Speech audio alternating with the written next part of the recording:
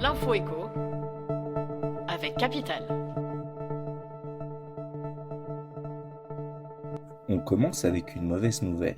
La facture de vos courses continue de s'envoler. Selon l'INSEE, les prix des produits alimentaires ont progressé de 16,1% sur un an en février 2023. Parmi les plus fortes hausses, le sucre, plus 48%, en raison de la baisse de la production mondiale des principaux fabricants et d'une demande de consommation toujours très importante.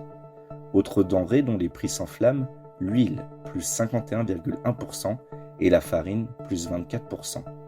Et ces augmentations de tarifs devraient, hélas, continuer au cours des prochains mois. Plus d'infos sur notre site. Dans le même registre, le trimestre anti-inflation est notre mot du jour.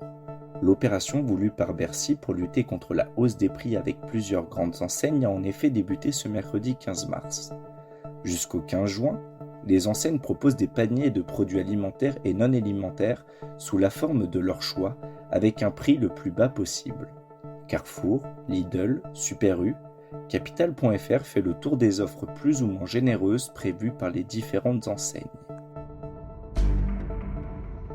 On continue avec le chiffre du jour, 954 € par mois.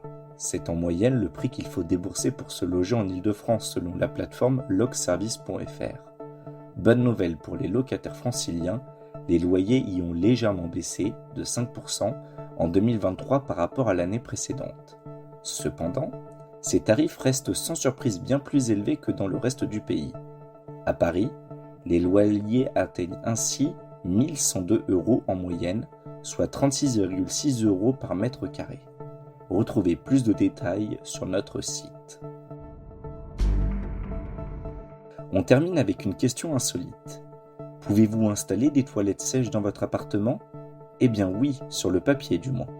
Autorisées depuis 2009 en France, les toilettes sèches n'utilisent pas d'eau pour diluer ou transporter les déjections humaines. Un dispositif économique et écologique donc. Mais plusieurs problèmes se posent si vous souhaitez installer ce type de toilette dans un appartement. La place et surtout le traitement des déchets organiques.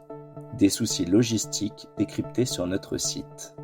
C'était l'info éco avec Capital.